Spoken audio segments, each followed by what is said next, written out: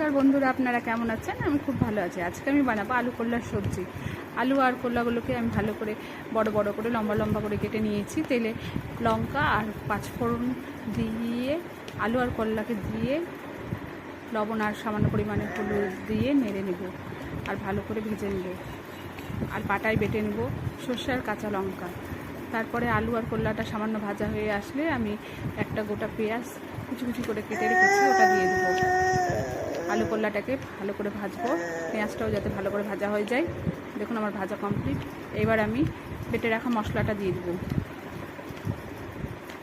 বেশ কিছুক্ষণ ফোটার পরে যখন তরকারিটা মাখো মাখো হয়ে যাবে, তখন তরকারিটা আমি নামিয়ে নেব। তরকারিটা একটু ঢেকে দেবো।